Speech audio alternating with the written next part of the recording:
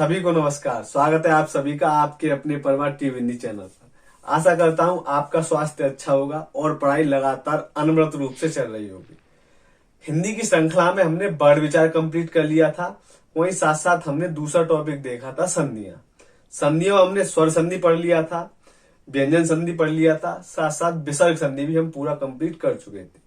तो आज उससे अगला टॉपिक होगा समास। अब हम देखते हैं कि शब्द संरचना की कितनी इकाइयां हुआ करती हैं। 4 इकाइयां हुआ करती हैं, जिसमें हमने देखा था शब्द संरचना की कितनी इकाई होती है। शब्द संरचना की 4 इकाई। 4 इकाई में हम देख सकते हैं और वो कौन कौन सी होती है। सबसे पहला आता है संधि। दूसरा क्या आता है, समास। समास भी देख सकते हैं। तीसरा आपका क्या आता है, उपसर्ग। और चौथा आता है प्रत्यय। अर्थात संधि, समास, उपसर्ग और प्रत्यय के योग से हम शब्द की संरचना या शब्दों का निर्माण कर सकते हैं। तो हमने सबसे पहले टॉपिक पढ़ा था संधि। शब्द संरचना की पहली इकाई थी संधि, जिसको हम अब तक की वीडियो में कंप्लीट कर चुके हैं। यदि जिन्होंने भी हमारे ये पिछले वाले वीडियो संधि से संबंधित नहीं देखे हैं तो वो राइट कॉर्नर आई बटन पे जाके उसका लिंक प्राप्त कर सकता है, वहां से वीडियो को देख सकता है। आज का टॉपिक रहेगा हमारा समास। समास होता क्या है, समास का विलोम क्या होता है, समास का संक्षिप्त रूप क्या होता है या शाब्दिक रूप क्या होता है, इसको बोल देते हैं हम। साथ साथ हम समास का हम देखेंगे कि इसका सामासिक पद क्या होता है, समस्त पद क्या होता है और इसकी परिभाषा भी देख सकते हैं। साथ साथ आज की वीडियो हम प्रयास करेंगे समास के भेद। वो हम कई प्रकार से देखते हैं कि 4 कब होते हैं, 5 कब होते हैं और 6 कब हो सकते हैं। तो आज की संपूर्ण वीडियो में हम प्रयास करेंगे समास को अच्छे से क्लियर कर लिया जाए। तो आज प्रारंभ करते हैं हम समास। तो समास, अब समास बनता किससे, किस किस के योग से समास बनता है। तो समास बनता है सम, धन, आस के योग से। अब प्रश्न बनता है कि सम, धन, आस समास में कोई संधि होती है या नहीं होती है। तो इसमें कोई संधि नहीं होती, ये संयोग का पद होता है। कैसा होता है आपका, संयोग का पद। इसमें केवल संयोग होता है। सम, धन, आस से मिलकर क्या बन जाता है, समास। अब आस से ही बना है आपका आसन। आस से क्या बना है आपका आसन। यदि इसका अर्थ देखा जाता है तो सम का अर्थ आता है पास। सम का अर्थ आता है पास या समान भी होता है, और आसन का अर्थ होता है बैठाना या बिठाना। तो पास बिठाना, अर्थात किसको पास बिठाना होता है, 2 शब्दों को। 2 शब्द दूर दूर होते हैं, उनको पास बिठा देने की प्रक्रिया हमारी क्या कहलाती है, समास। समास कोई शब्द नहीं होता, समास क्या होती है। जैसे हमने संधि को देखा था, संधि कोई वर्ड नहीं हुआ करती थी, संधि एक प्रक्रिया हुआ करती थी, जहां 2 वर्णों को मिलाने वाली प्रक्रिया क्या कहलाती, हमारी संधि कहलाती थी। हमने संधि में वर्णों को मिलाते थे, समास में हम शब्दों को मिलाएंगे, अर्थात 2 शब्दों को पास बिठा देने की प्रक्रिया हमारी क्या कहलाती है, समास कहलाती है। जैसे मैं समझाऊंगा इसको आगे वाले समय में, लेकिन हम ये देखते हैं कि समास का अगर शाब्दिक अर्थ देखा जाए तो क्या होता है, शाब्दिक अर्थ। शाब्दिक अर्थ, तो शाब्दिक अर्थ होता है इसका संक्षिप्त कर देना। क्या होता है इसका, संक्षिप्त कर देना। ये इसका शाब्दिक अर्थ होता है। वहीं यदि इसका विलोम पूछ लिया जाए, विलोम, तो समास का विलोम विग्रह नहीं होता। विग्रह किसका होता है, संधि का होता है। हम बोल देते हैं समास विग्रह, तो विग्रह इसका विलोम नहीं होता, किसका होता है, संधि का। फिर समास का विलोम क्या होता है, तो वो होता है आपका व्यास। और व्यास किसके योग से बना है, व्यास बना है वि, धन, आस के योग से। अब वही हमने देखा था कि समास शब्द में कोई संधि नहीं हुआ करती थी, एक संयोग का पद हुआ करता था। लेकिन इसका विलोम व्यास किसके योग से बना है, वि, धन, आस। इसमें अगर संधि पूछ लिया जाए तो हमारी होती है आपकी कौन सी, यड़ संधि। यड़ संधि जो आपकी स्वर संधि का चौथा भाग था, यड़ संधि वो होती है। जैसे इसमें क्या है, ई के बाद क्या आ रहा है, कोई असमान स्वर आता है, तो ई किसमें बदल जाती है, य में बदल जाती है। तो हमने देखा था यड़ संधि का। अब हम देखेंगे कि पास बिठाना तो होता है, लेकिन किसको पास बिठाना होता है। तो जैसे मान के चलिए, मैं एक उदाहरण से आपको समझाता हूं। उदाहरण जैसे मान के चलिए हवन सामग्री।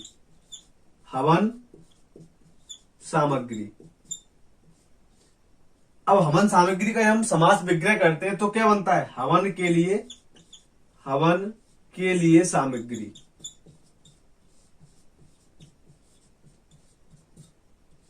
अब हमने क्या देखा कि एक शब्द ये था हवन और दूसरा शब्द क्या था, सामग्री। तो यहां पे हमने दो शब्दों को देखा था, साथ साथ इसका विग्रह किया तो क्या बना, हवन हमारा एक शब्द ये आ गया और सामग्री हमारा बहुत दूर पहुंच गया। तो इसके बीच में जो प्रयुक्त वर्ड होते हैं ये वाले के लिए, इन पदों को हटाकर जब शब्दों को पास पास लिख देने की प्रक्रिया हमारी क्या कहलाती है, समास कहलाती है। एक अन्य उदाहरण से भी समझ सकते हैं, जैसे रेलगाड़ी। अब रेलगाड़ी का समास विग्रह करते तो क्या बनता है, रेल पर चलने वाली गाड़ी।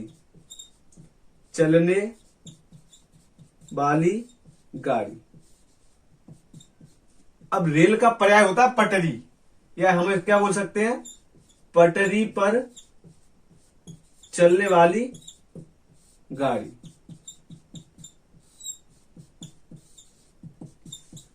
अब हमने क्या देखा, पहला शब्द हमारा रेल और एक अन्य शब्द क्या था हमारा, गाड़ी। तो रेल और फिर हमारा गाड़ी। अब इनके बीच में पर चलने वाली, ये क्या है हमारा एक अन्य पद है। तो इन अन्य पदों को हटाकर जो शब्द होते हैं इनको पास पास बिठाने की प्रक्रिया हमारी क्या कहलाती है, समास कहलाती है। अब प्रश्न ये बनता है, मान के चलिए विकल्प में आपको ये दोनों दे दिए जाए, रेल पर चलने वाली गाड़ी या फिर पटरी पर चलने वाली गाड़ी, तो इसमें सही कौन सा माना जाएगा। तो हमेशा याद रखें आगे के लिए कि जब हम किसी सामासिक पद का समास विग्रह करते हैं तो हमेशा प्राथमिकता ऐसी होनी चाहिए कि जो हमारे प्रयुक्त शब्द होते हैं वही समास विग्रह में होनी चाहिए। तो हमारा क्या था, रेलगाड़ी, तो रेल और गाड़ी। जब तक ये विकल्प है तब तक तो हम इसको सेलेक्ट नहीं करेंगे, क्योंकि रेल हमको यहां मिल गया, गाड़ी हमको यहां मिल गया। यदि बाय द वे ये आपको विकल्प ना मिले तब हम इसके पर्याय शब्दों को देखते हैं। रेल का मतलब क्या होता है, पटरी। यदि ये दोनों विकल्प मिल जाए तो प्राथमिकता हमारी इसी पे रहनी चाहिए, क्योंकि हमारे सामासिक पद में कौन से शब्द है, रेल और गाड़ी। अब जब नहीं हमारे सामासिक पद वाले शब्द मिलते हैं तब हम उसका पर्याय शब्द देखते हैं। तो हमारा रेल पर चलने वाली गाड़ी या पटरी पर चलने वाली गाड़ी। अब इसकी परिभाषा हम क्या बना सकते हैं, यदि परिभाषा देखी जाए, परिभाषा, अच्छा एक चीज और समझ लें पहले कि जो रेलगाड़ी है ना, रेलगाड़ी ये आपका बना सामासिक पद। क्या बना आपका, सामासिक पद, या ऐसे ही बोल देते हैं हम समस्त पद, या इसी का दूसरा नाम क्या है आपका, समस्त पद। अब साथ साथ हम ये देखेंगे कि रेल पर चलने वाली गाड़ी क्या है, ये आपका है समास विग्रह। ये आपका क्या है, समास विग्रह। तो जब समास विग्रह में से अन्य पद या विभक्ति चिन्ह या कारक चिन्ह को हटा देने के बाद जो हमारे पास शब्द बनते हैं उसी को हम क्या बोल देते हैं, समास बोल देते हैं, या हम क्या बोल देते हैं, सामासिक पद बोल देते हैं। और ये प्रक्रिया हमारी क्या कहलाती है, समास कहलाती है। अब हम इसकी परिभाषा देख सकते हैं। तो परिभाषा क्या होती है, दो शब्दों का मेल, दो शब्दों का मेल क्या कहलाता है हमारा, समास कहलाता है, समास कहलाता है। लेकिन ये परिभाषा हमारी कैसी है, ये परिभाषा तो हमारी किताबी भाषा में लिखी हुई है। हम किताबी भाषा को कब तक याद रख सकते हैं, तो हम अपनी एक अलग पहचान बना सकते हैं। तो हम क्या बना सकते हैं, हमने क्या देखा कि दो शब्द थे, हवन और सामग्री, रेल और गाड़ी। इनके बीच में जो कारक विभक्ति या अव्यय आ रहे थे इनका लोप करके शब्दों को पास पास लिख देने की प्रक्रिया हमारी क्या कहलाती है, समास कहलाती है। तो हम इसी को लिख देते हैं,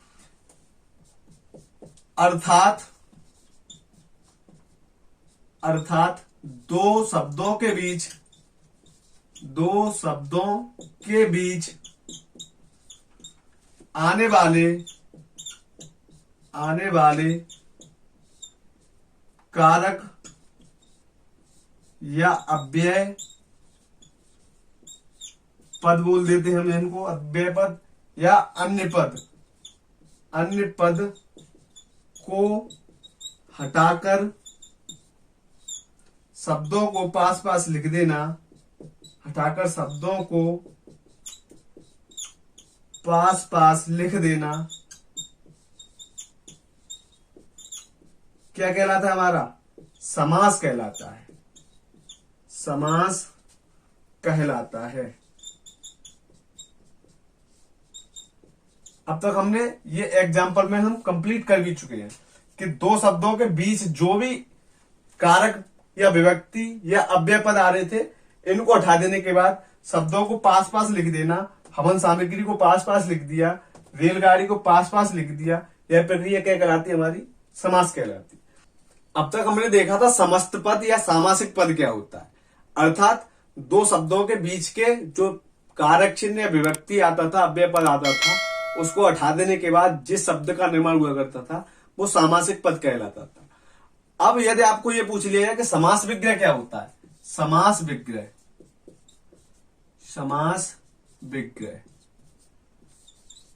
तो समास विग्रह हम क्या बताएंगे कि शब्दों के बीच में आने वाले कारक या विभक्ति या बोल सकते हैं अव्यय पद को पुनः वापस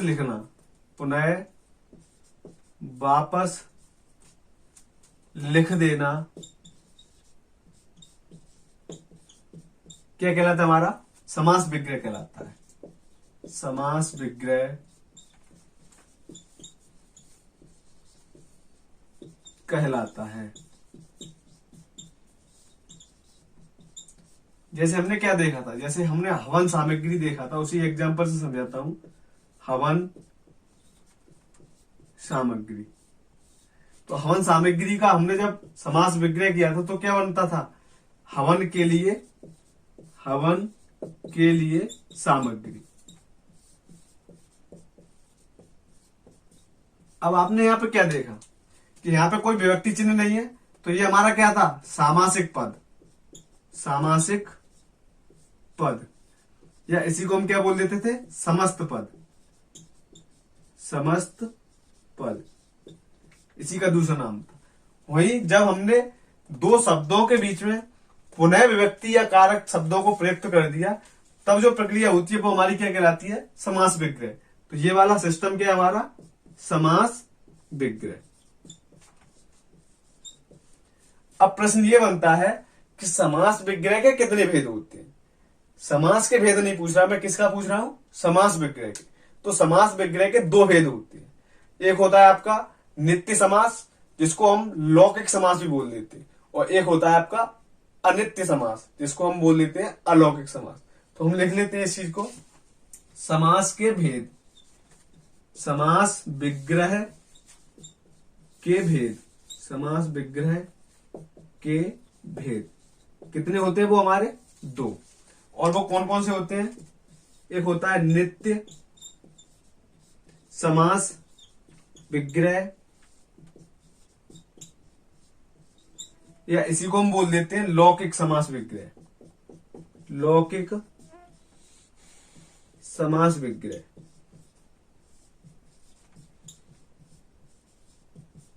साथ साथ दूसरा हमारा क्या है? अलौकिक, या हम बोल देते हैं अनित्य समास विग्रह। अनित्य समास विग्रह, या इसी को बोल देते हैं हम अलौकिक समास विग्रह।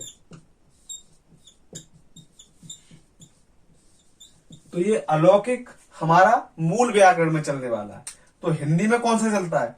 हिंदी में आपका नित्य समास विग्रह चलता है या लौकिक समास विग्रह चलता है। तो हम इसमें लिख सकते हैं कि हिंदी में केवल लौकिक समास विग्रह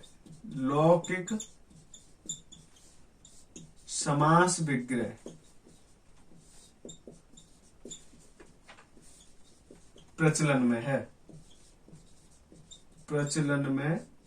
है। तो हिंदी में हम केवल इसी को पढ़ेंगे, नित्य समास विग्रह या लौकिक समास विग्रह।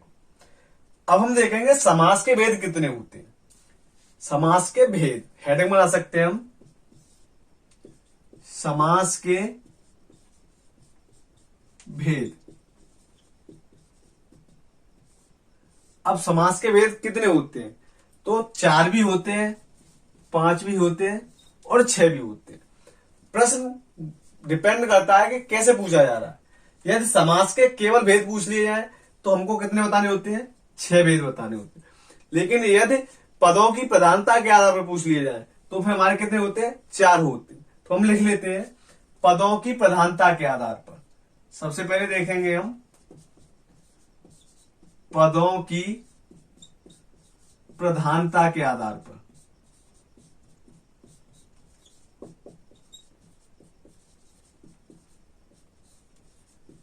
और पदों की प्रधानता के आधार पर कितने होते हैं आपके? 4। अब वो 4 कौन कौन से होते हैं? नंबर 1 में बताता हूं, प्रथम पद प्रधान। प्रथम पद प्रधान।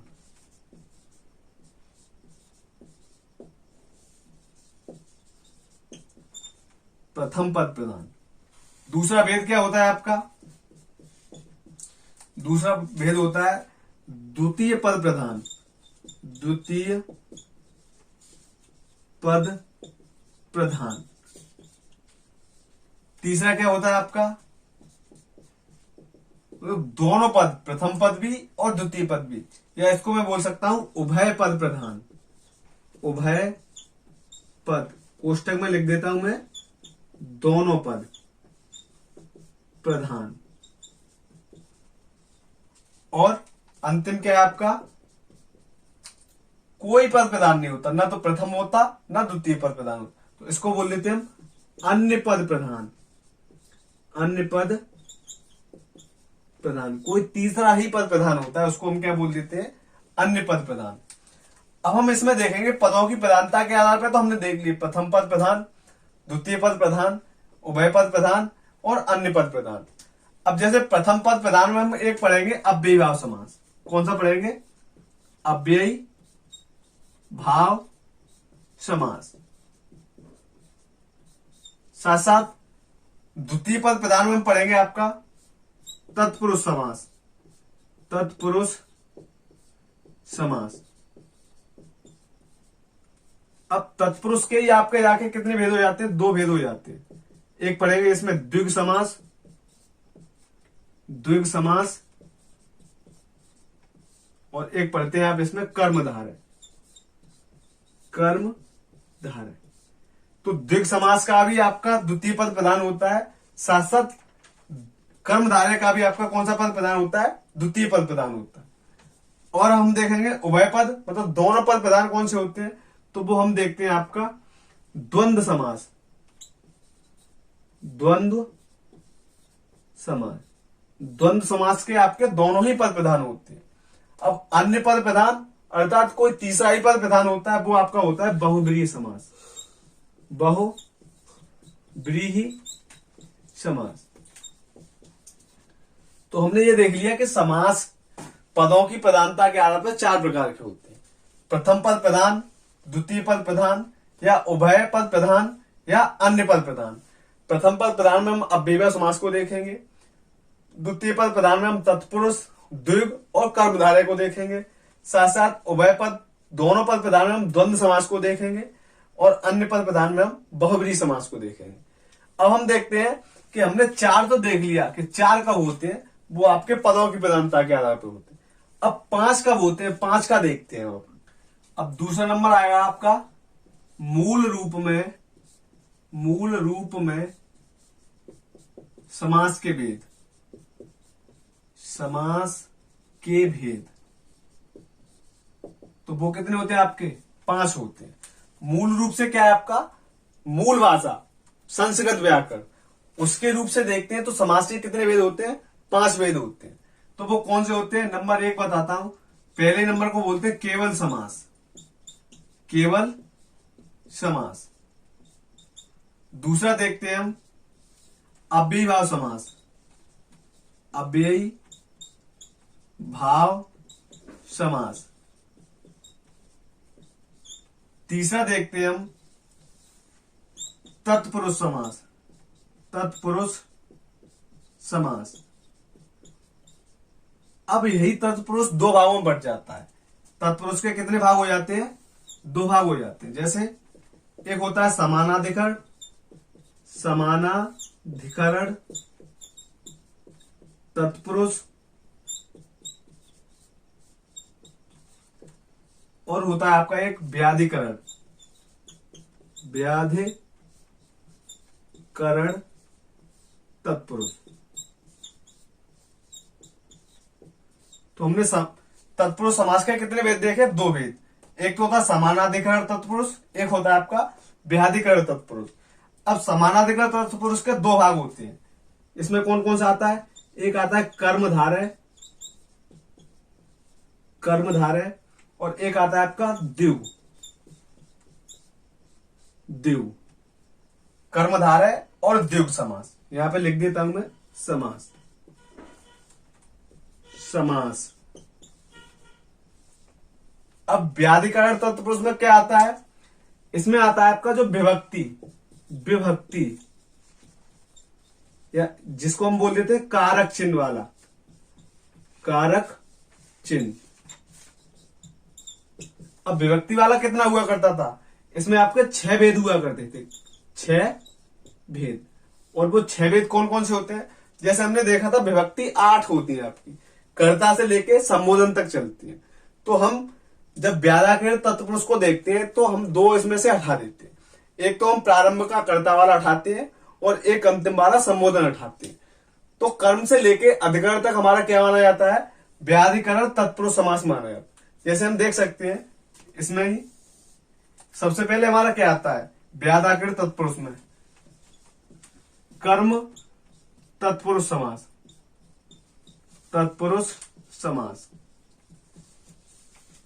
दूसरा क्या आएगा? करण तत्पुरुष समास। तीसरा क्या आ जाएगा? संप्रदान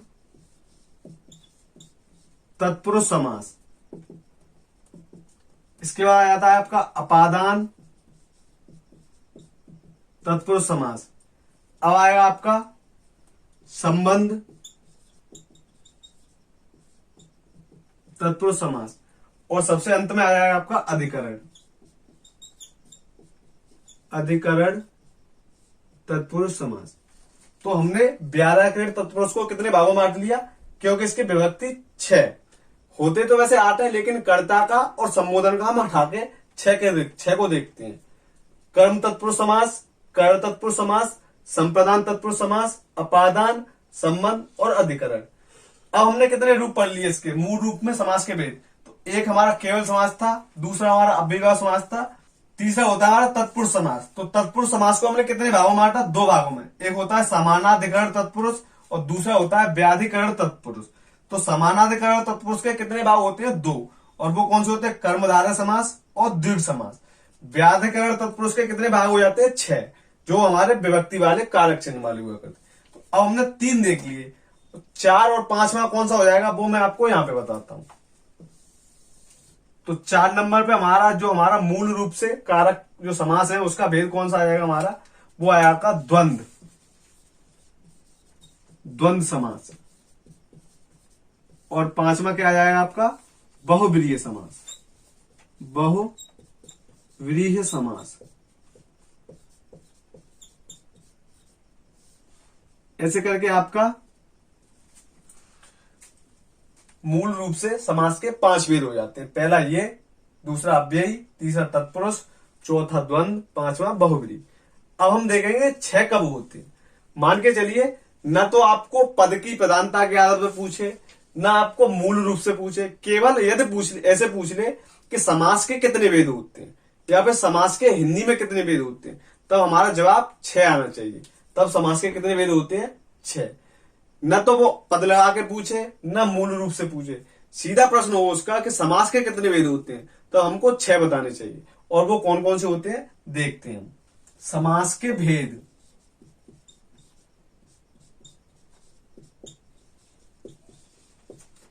प्रश्न ऐसे पूछ ले समास के भेद, या फिर इसी प्रश्न को वो पूछ सकता है हिंदी में समास के भेद, समास के भेद। तब हमको उत्तर क्या देना है? आपको 6 देना है। और वो 6 कौन कौन से होते हैं? नंबर 1 देखेंगे हम, अव्ययी भाव समास, अव्ययी भाव समास। दूसरा देखेंगे हम कर्मधारय समास, कर्मधारय समास। अच्छा, जैसे हमने संधि को देखा था कि उसमें संधि का एक क्रम हुआ करता था। जैसे दीर्घ के बाद आपका गुण आएगा, गुण के बाद वृद्धि, वृद्धि के बाद यड़, यड़ के बाद अयादि। समास में ऐसा कोई क्रम नहीं होता, कोई दिक्कत नहीं है, ऊपर नीचे आप कर सकते हैं। तो अव्ययी भाव समास, कर्मधारय समास। नंबर 3 देखेंगे द्विगु समास, द्विगु समास। अगला देखेंगे हम नंबर 4 तत्पुरुष समास, तत्पुरुष समास। नंबर 5 देख सकते हैं हम द्वंद्व समास, द्वंद्व समास। और अंतिम में आपका 6वां, जिसको हम बोल देते हैं बहुब्रीहि, बहुब्रीहि समास। ये आपका अंतिम है। तो हमने देखा कि समास के भेद कितने होते हैं हमारे, अव्ययी भाव समास, कर्मधारय समास, द्विगु समास, तत्पुरुष समास, द्वंद्व समास और बहुब्रीहि समास। तो आज की वीडियो हमने समास से प्रारंभ करके हमने क्या क्या देखा था। समास का हमने विलोम देखा, समास का योग देखा किस किस से बनता है, समास का हमने शाब्दिक विच्छेद देखा, साथ साथ हमने ये देखा था कि सामासिक पद या समस्त पद क्या होता है, समास विग्रह क्या होता है। हमने देखा समास विग्रह के भेद कितने होते हैं, तो 2 भेद होते हैं हमने। साथ साथ हमने देखा था कि समास के भेद कितने होते हैं, तो हमने 4 देखे, 5 देखे, 6 देखे। 4 कब होते हैं? जब आपको पद की प्रधानता के रूप में पूछे। 5 कब होते हैं? जब आपको मूल रूप से पूछ ले। और 6 कब होते हैं? सीधा पूछे यदि आपको समास के भेद, या फिर ऐसे पूछ ले हिंदी में समास के भेद, तो हमको 6 पे टिक करना है। तो आशा करता हूं हमारी ये वीडियो आपको पसंद आई होगी। यदि वीडियो पसंद आया हो तो वीडियो को लाइक करें, शेयर करें, और चैनल पर नए हैं तो चैनल को सब्सक्राइब करें। साथ साथ बेल आइकन को जरूर प्रेस करें, जिससे हमारी आगे आने वाली वीडियो के नोटिफिकेशन आपको समय से मिलते रहते हैं। धन्यवाद।